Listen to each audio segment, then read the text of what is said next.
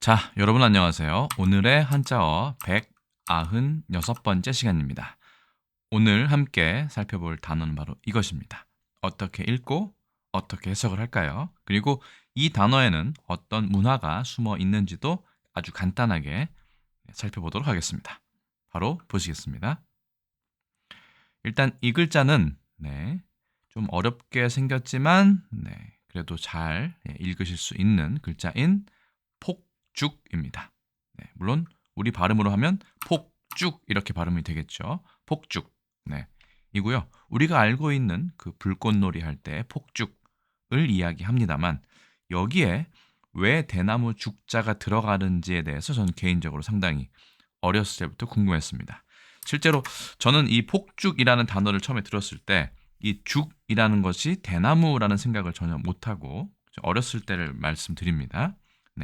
그 우리가 마시는 죽 있죠. 걸쭉한 죽. 그걸로 저는 생각을 하고 있었던 때가 있었습니다. 이렇게 쓰죠. 이건 김이 모락모락 나는 것이고 쌀이 있는 것이고요. 원래 글자는 여기에 소 역자가 이렇게 들어가 있는 이 글자인데 어쨌든 뭔가 이렇게 그렇죠? 끈적끈적한 그런 폭탄 같은 걸 생각했었는데 그게 아니라 대나무 죽이었습니다. 일단 이 글자에 대해서 한 글자 한 글자씩 한번 떼어서 보도록 하죠. 바로 보시겠습니다. 자, 첫 번째 글자는 불 터질 폭자입니다. 이 불화가 없어도 폭인데 그렇죠? 불화를 붙여서 불이 터지다. 라고 얘기를 합니다. 바로 보실까요? 불 터질 폭자고 총 19획입니다. 한번 써보겠습니다. 불화부터 써볼까요? 하나, 둘, 셋, 넷, 다섯, 여섯, 일곱, 여덟, 아홉, 열, 열하나, 열둘, 열셋, 열넷, 열다섯, 열여섯, 열일곱, 열여덟, 열아홉 해서 총 19획이 됩니다. 이걸 설문의자에서 찾아보면 이렇게 되어 있습니다. 작이다. 그래서 불의 뜻을 따르고 부수가 불 화자니까요. 그 다음에 이건 폭 혹은 포라고 얘기했는데 그 사나울 폭자가 바로 소리를 담당한다. 이렇게 되어 있습니다. 형성자로 허시는 보고 있습니다. 실제로 형성자가 맞겠죠.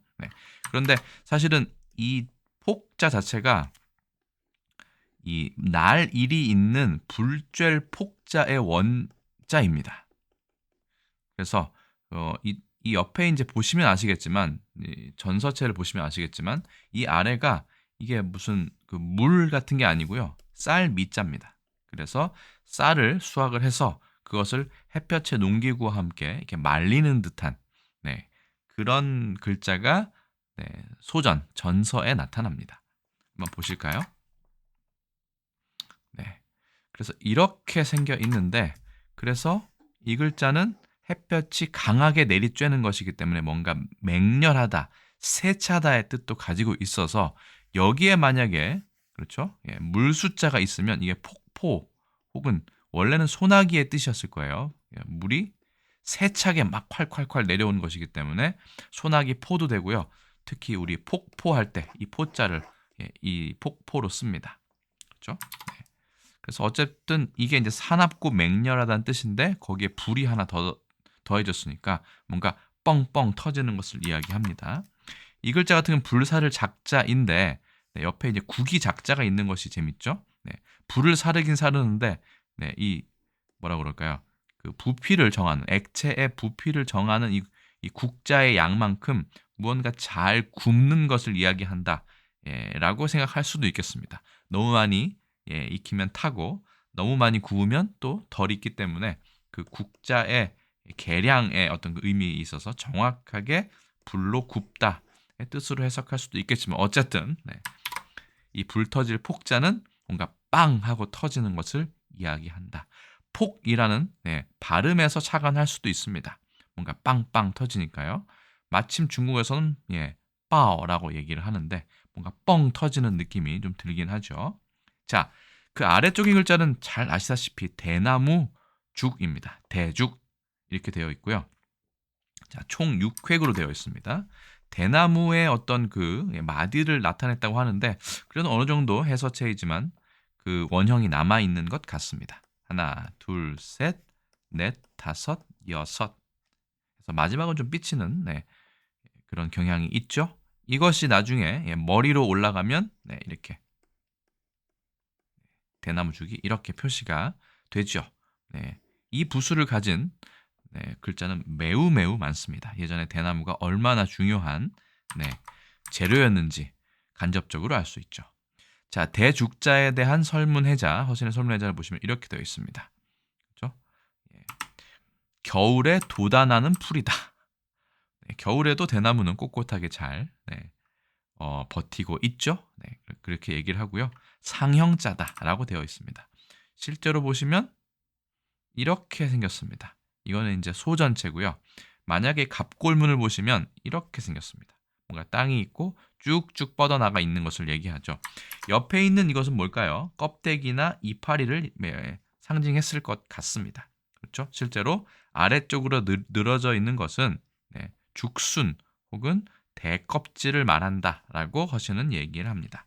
어쨌든 대죽자 6회니까 써보겠습니다. 아까 써봤군요. 죄송합니다. 그래서 폭죽 이렇게 읽으면 되겠습니다. 말 그대로는 터지는 대나무라고 할 수도 있어서 중국이 오래 전부터 화약을 발명한 4대 발명품이라고 주장하는 것 중에 하나 아니겠습니까? 그래서 당연히 대나무 통에다가 이 화약을 넣고 이걸 터트리는 군사용으로 사용했던 그렇게 많이 사용했겠죠. 그런 거라고 생각할 수 있겠지만 잘 보시면 이 불화자가 있고 대죽자가 있으니까 이건 혹시 대나무를 태우는 것이 아닐까. 대신 대나무를 태우면 뻥뻥하고 터지는 거기에서 차가 나지 않았을까라는 생각이 들어서 조금 더 제가 조사를 해보았습니다. 일단 조사한 내용을 설명드리기 전에 우리나라 국어사전에는 어떻게 정의가 되어 있는지 살펴보고 넘어가겠습니다. 자, 국어사전의 설명을 보시도록 하시죠. 자, 폭죽 이렇게 되어 있고요. 명사죠. 가는 대통이나 여기 대나무가 있죠. 대나무 통이에요. 종이로 만든 통에 화약을 재어 불을 지르고 화약을 공중에서 터뜨려서 소리가 나고 불꽃이 일어나게 하는 물건. 근래에는 다양한 형태가 있다. 물론 불꽃놀이의 폭죽은 또 다르겠지만 일단은 대통 안에 혹은 종이로 만든 좀 힘이 있는 종이였겠죠. 두꺼운 종이. 화약을 재어서 불을 지르고 이렇게 도화선 같은 게 있어서 빵빵 터지는 것을 얘기하는 거예요. 그러니까 폭죽의 지금의 뜻은 당연히 대나무 통을 예전에 이용했기 때문에 이런 이름이 붙여졌다라고 얘기를 하는 거지만 대나무 자체에는 폭발하는 힘이 없을까라는 것에 저는 좀 착안을 한 것입니다. 자, 일단 예문을 볼까요? 폭죽 터지는 소리가 요란하다. 어렵지 않은 표현입니다. 펑펑 탄력 있는 파열음과 함께 폭죽은 계속 밤하늘에 찬란하게 그러나 허망하게 피었다 꺼졌다. 박완서의 도시의 흉년이란 작품에 있는 폭죽이라는 단어가 들어간 예문입니다. 우리가 알고 있는 그 폭죽이 맞죠? 대신 이 폭죽이라는 것은 중국에서 시작된 것은 거의 분명해 보입니다. 지금은 한중일 삼국 전 세계적으로도 폭죽, fireworks라고 해가지고 이야기를 하고 있지만 중국이 원조인 것은 부인하기 어려울 것 같습니다. 그래서 중국에서 주로 명절, 특히 설이죠. 춘지에라고 하는 춘절에 폭죽을 많이 터뜨리는데 그걸 한번 보시겠습니다. 자, 이렇게 생겼습니다. 그렇죠? 뭔가 나무에 매달아 놓고 장대에 길게 이렇게 실처럼 해서 매달아서 터뜨리기도 합니다. 바닥에 놓고 터뜨리기도 하고 주로 이제 개업을 하거나 아니면 좋은 일이 있거나 아니면 명절 때 터뜨려서 축하를 하기도 하고 분위기도 고조되죠. 또한 보시면 이런 전설, 민간 전설 같은 게 있어요. 취간 년쇼라고 해서 이거는 몰 구자고요. 그렇죠? 쫓아내는 거죠. 이건 쫓을 간자입니다. 쫓아내는 거죠. 년이라고 하는 이 괴수를 얘기합니다. 짐승 숫자는 지금 많이 줄여져 있는데 원래는 이렇게 쓰는 것이 맞죠. 짐승수. 그렇죠? 개사슴록변을 옆에 이렇게 쓰는 것이 맞습니다. 그래서 연이라고 하는 연이라고 하는 그 괴수를 그렇죠? 놀라서 쫓아버린다. 라는 풍습이 있습니다. 미신이죠. 네. 그래서 이 빠바방 하면 불꽃도 나고 그 다음에 소리도 나기 때문에 뭐 년이라고 하는 연수뿐만 아니라 온갖 잡귀들이 다 놀라서 도망가도록 만드는 그런 미신이지만 실제로 이 불장난은 상당히 재밌죠. 불장난을 싫어하는 사람은 남녀노소 누구를 막론하고 별로 없을 겁니다. 불이 너무 재미있기 때문이죠. 그래서 빠바방 터뜨리면서 명절의 분위기도 나지만 실제로 화상을 입거나 화재가 나는 경우가 최근에 빈번하게 발생하기 때문에 특히 이 폭죽을 분명히 반드시 터뜨리는 중국 같은 경우는 대도시에서는 폭죽 사용이 금지되어 있는 것으로 알고 있습니다. 물론 시골은 좀 괜찮고요. 자, 그렇습니다. 그래서 폭죽이란 말을 찾아보니까 이런 그림도 발견했습니다. 보실까요? 일단 폭죽의 죽은 당연히 대나무 통처럼 생긴 실제로 대나무를 사용할 수도 있고 이렇게 생긴 어떤 불을 붙여서 빠방 터뜨리면서 뭐 불꽃도 나는 이런 것들을 이야기하지만 실제로 옛 중국의 어떤 그 폭죽의 원형을 좀 보니까 이런 그림이 있었습니다. 자, 대나무를 불에 넣고 태우는 거죠. 굳이 이렇게 태우는 이유는 분명히 이유가 있을 겁니다. 그래서 일단 우리나라에도 이런 풍습이 있는가 살펴보았더니 다음과 같은 영상이 발견이 되었는데요. 이건 우리 음력 정월 대보름 때 이런 행사를 한다고 합니다. 정월 대보름 달집 태우기라고 해서 유튜브에서 영상을 가져와서 제가 짧게 편집을 한 것인데 진짜로 이렇게 우리나라에서 일부 지역에서는 그렇죠? 정월 대보름이니까 1월 15일쯤 되겠죠. 보름이죠. 음력으로. 그때 대나무를 쌓거나 아니면 나무를 쌓아서 이렇게 높게 세우고 거기에 불을 붙여서 그냥 나무도 되는데 특히 이 대나무에 불을 붙이면 그렇게 빵빵 하는 소리가 난다고 되어 있어서 저도 궁금했는데 이번 기회에 한번 찾아보았습니다. 한번 들어보실까요? 한 20초 정도 됩니다. 한번 들어보시면 폭죽 소리와 비슷하다. 화약이 없어도 이런 소리가 난다라는 걸 아실 수 있을 겁니다. 한번 들어보겠습니다.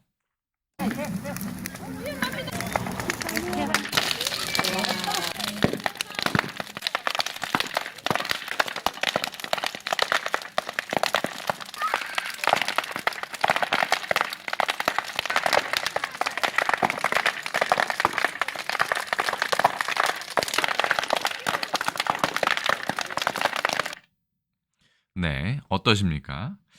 의외로 그 마디마디에서 이 나는 소리가 상당히 일반 나무와는 다르죠? 뻥뻥 터지는 소리도 나고요. 이거는 그 피클 명리라는 채널에서 영상을 가져온 다음에 최대한 짤막하게 컷 편집을 한 영상임을 밝힙니다. 자, 그럼 중국에서는 어떻게 할까?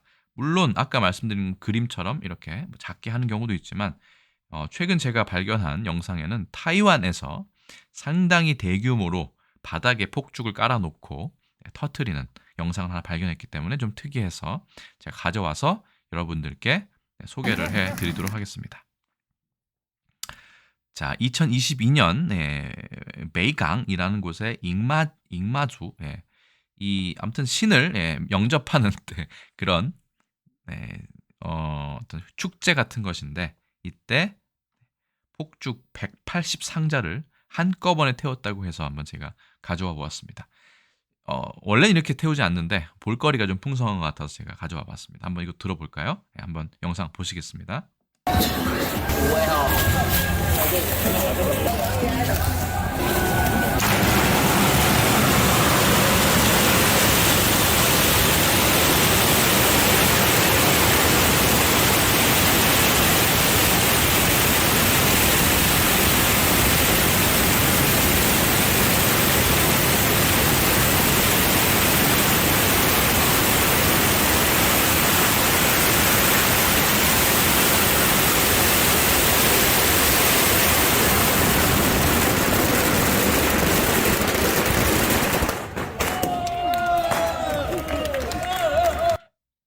네, 여러분 어떠셨는지 모르겠네요. 시끄럽긴 하지만 그리고 좀 불이 붙지 않을까, 뭐 다치지 않을까, 뭐 당연히 그런 위험성은 있지만 이상하게 사람은 저를 포함해서 이 불을 보면 무언가 재미있습니다. 자꾸만 그 불을 보게 되고 그런 본능이 있는 것 같습니다.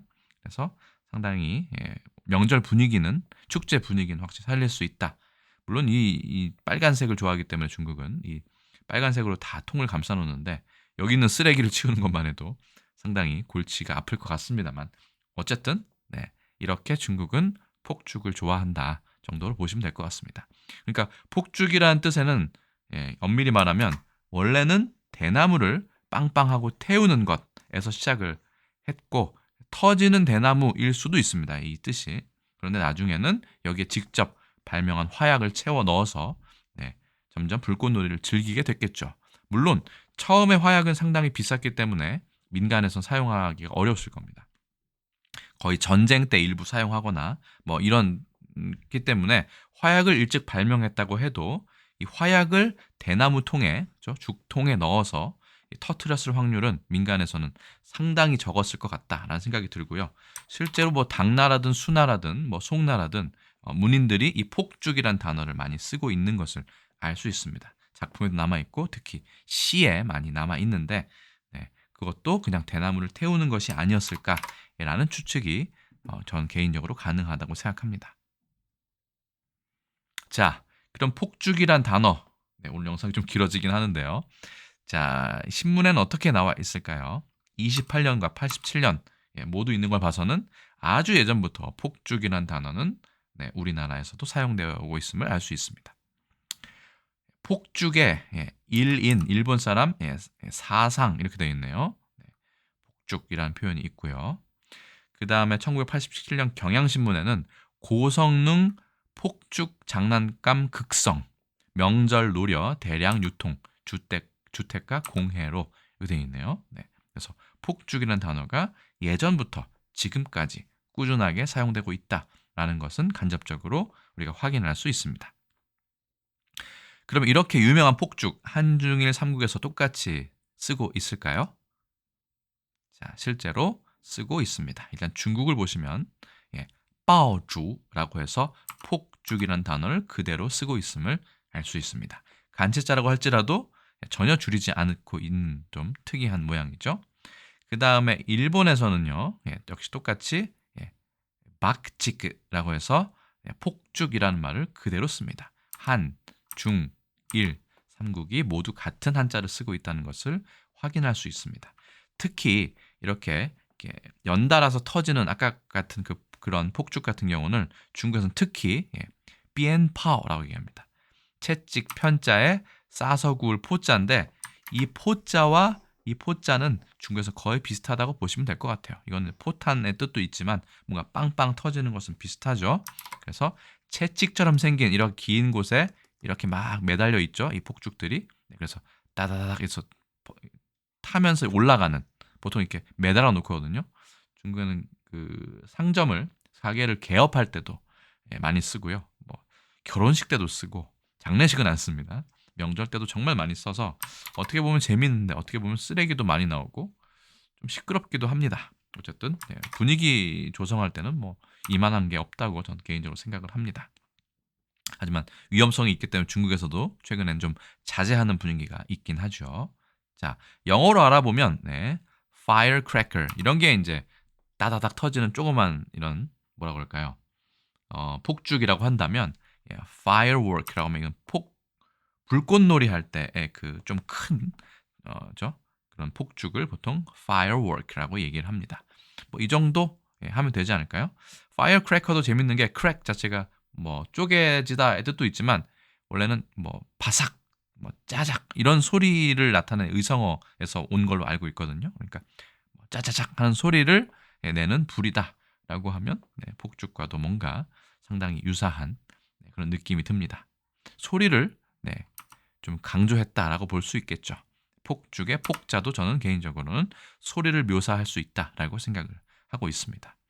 오늘의 설명이 상당히 길었네요. 자, 그래서 오늘의 한자어 196번째 시간에는 불 터질 폭자와 대죽자가 결합된 폭죽에 대해서 알아보았고 특히 중국과 우리나라의 폭죽의 어떻게 보면 유래라고 할까요? 화약이 없는 폭죽, 부터 시작하지 않았을까라고 하는 제 개인적인 의견도 그죠? 여러 자료와 함께 설명을 드려보았습니다. 오늘의 한자어 폭죽은 어떠셨는지 모르겠네요. 제가 준비한 내용은 여기까지입니다. 그래서 오늘 설명은 여기까지 드리고 저는 또 다음에 다른 컨텐츠에서 인사드리겠습니다. 여러분 안녕히 계세요.